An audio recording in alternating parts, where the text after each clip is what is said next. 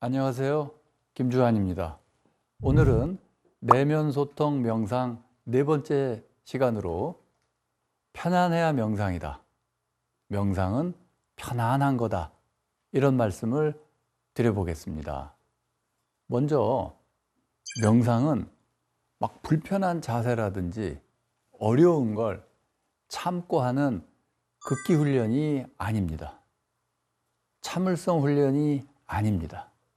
일상생활 속에서 그러지 않아도 우리가 애쓰고 힘들게 사는데 명상하면서까지 그럴 필요 없습니다. 오히려 명상은 편안하고 쉬는 것, 우리의 몸과 마음을 평온하고 온전하고 고요하게 놔두는 것입니다.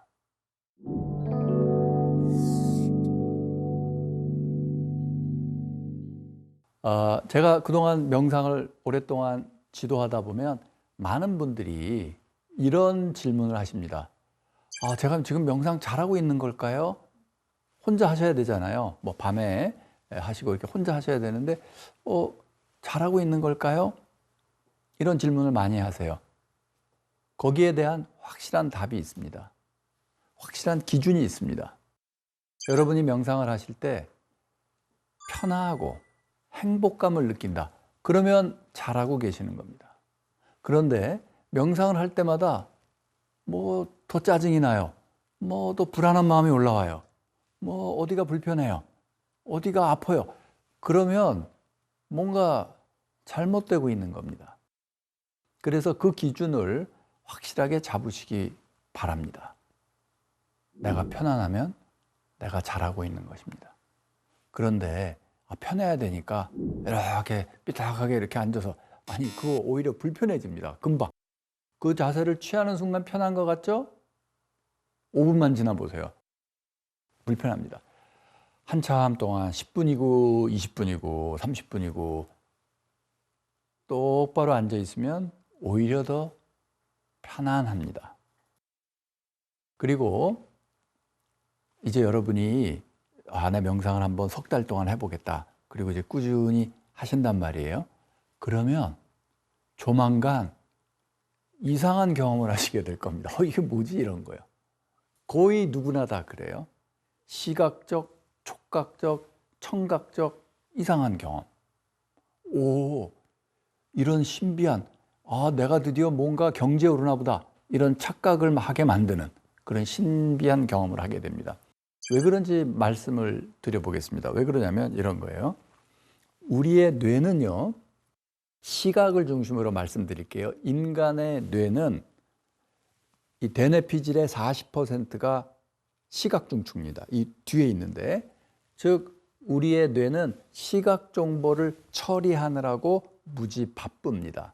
그런데 이 시각 정보를 처리한다는 건 내 눈을 통해서 들어오는 이 시각 정보를 처리해서 이게 무슨 색깔이다, 이게 무슨 모양이다 알아차리는 거, 그거라고 생각하시잖아요. 아니에요.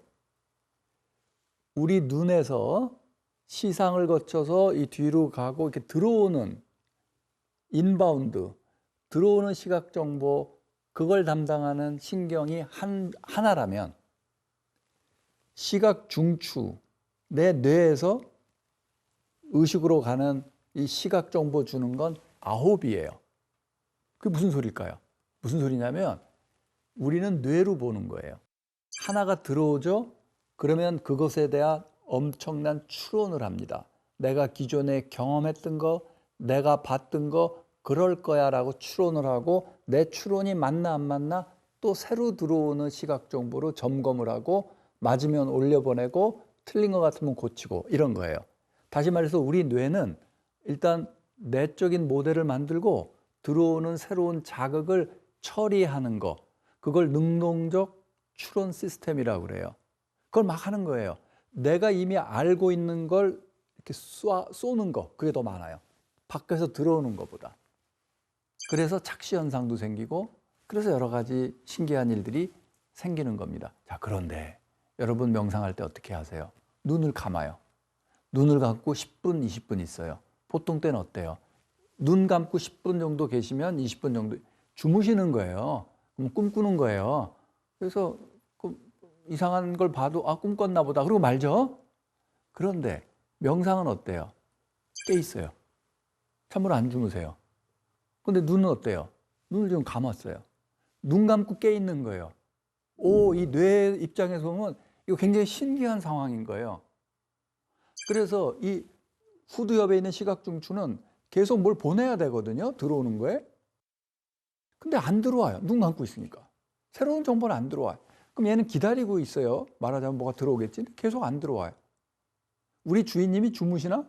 아니, 깨 있어요. 의식은 깨 있어요. 그럼 얘는 기다리다 못해 뭐해요? 자기가 뭔가를 보내기 시작합니다. 30분 동안 눈 감고 내 눈앞에 뭐가 있나 한번 내가 보겠다. 그러면요, 온갖 신기한 게 보이기 시작합니다. 그러니까 여러분 명상하다 뭐 신기한 게 보이죠? 여러분의 시각중추가 건강하게 잘 있다는 얘기예요. 그래서 그 신기한 걸 예를 들면 신기한 게 뭐가 보일까요? 뭐를 가장 많이 보냐면요, 사람 얼굴을 가장 많이 보십니다.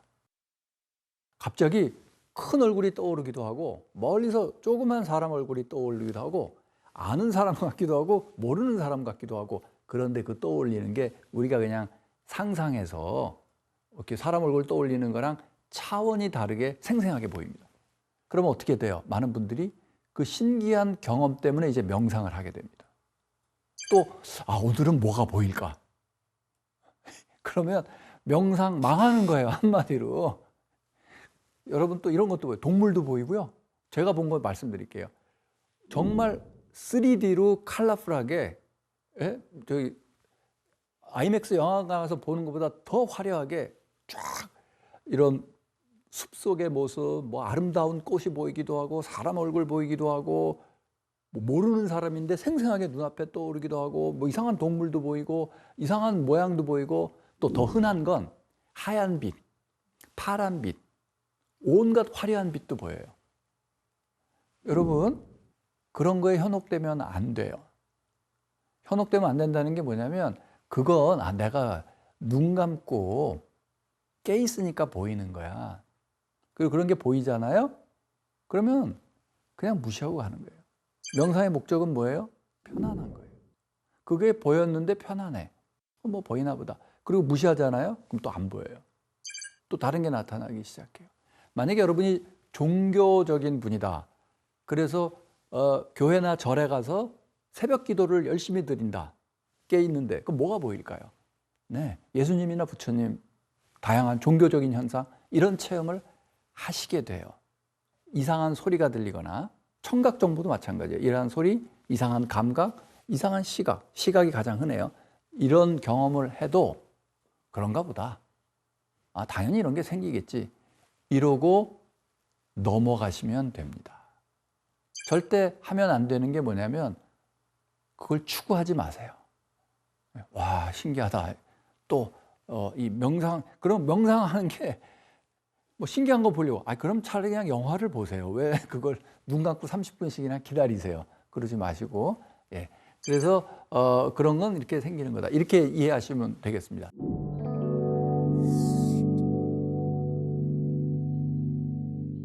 또 한 가지 중요한 게, 부정적 정서가 가득하신 분, 막 불안감이 많으신 분, 짜증이 많으신 분은요, 가만히 앉아서 호흡에 집중하면 내 불안감이나 내 분노가 더 격렬하게 느껴질 수 있습니다. 마음이 더 불편해질 수 있습니다. 그래서 명상인데 마음이 더 불편해. 명상하면 내가 더 불안해져. 그럼 어떻게 하셔야 될까요? 명상을 하지 말아야 될까요? 아니요. 명상은 계속 하셔야 돼요. 그래야 이게 가라앉아요. 근데 앉아있는 게 힘든데 그럼 어떻게 하면 될까요? 앉아서 하는 명상을 하지 마세요. 명상은요, 앉아서 하는 건 극히 명상 여러 종류 중에 극히 일부입니다. 서서 하는 명상, 나중에 뒤에 설명해 드립니다. 걷기 명상도 있고, 명상은 일상생활 속에서 계속 하는 거예요. 그래서 여러분께 강력하게 추천드리는 명상법은 걷기 명상 또는 천천히 달리는 유산소 운동 명상입니다.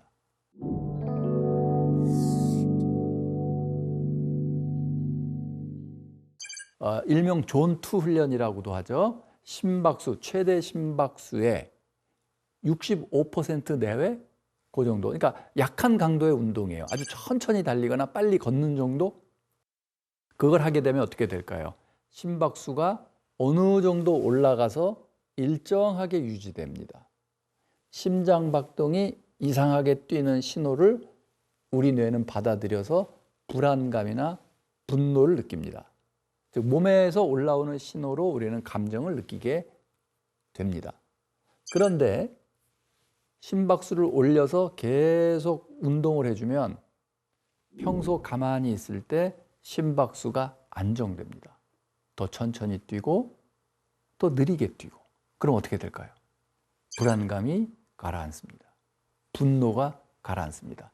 실제로 불안장애나 트라우마로 또는 공황장애 이런 불안장애의 다 종류죠. 그런 불안장애로 고생하시는 분들을 위해서 정신과에서는 가장 기본적으로 무슨 약을 처방할까요? 정신과에서 심장약을 처방합니다.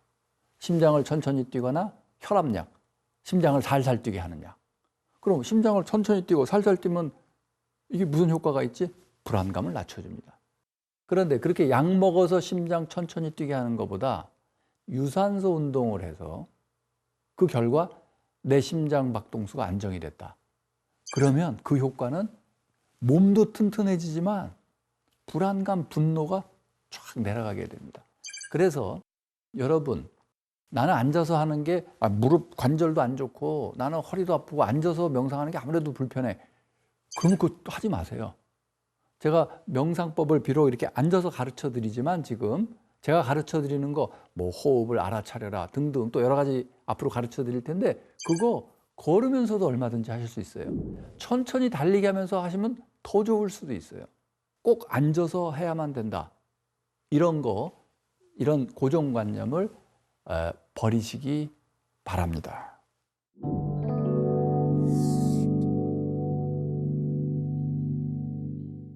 자, 오늘도 호흡 명상 하나 간단히 해보겠습니다.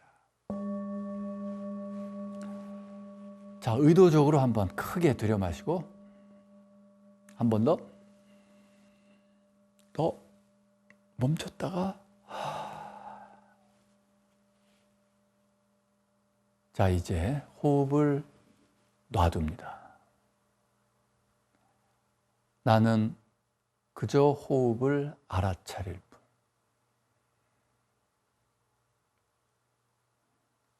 그런데 호흡을 알아차리라니 주의를 어디에 둬야 되지?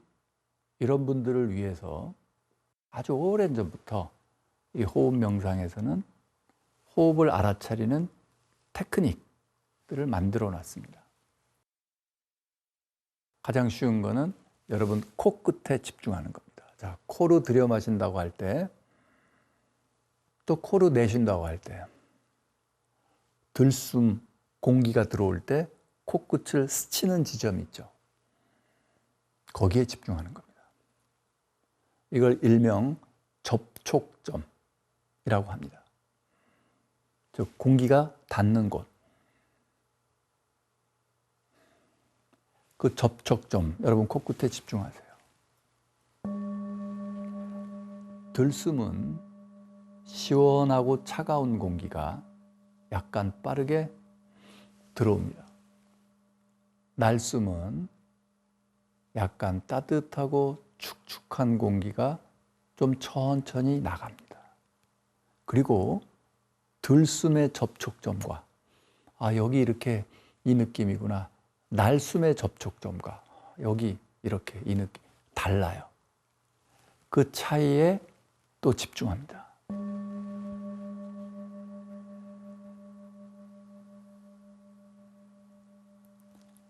들숨 한 번, 이런 느낌, 날숨 한 번, 접촉점 집중 다르죠? 또 놀라운 것은 자, 지금 들여 마셨죠? 이 느낌 내쉬고 또 들여 마셔 보세요. 또 달라요. 한 호흡 한 호흡 늘 새롭습니다.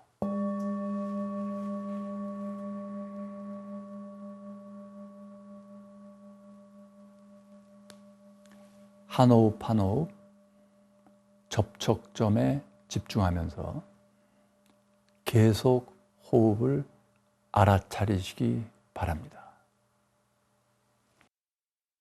네 번째 시간 여기서 마치겠습니다. 감사합니다.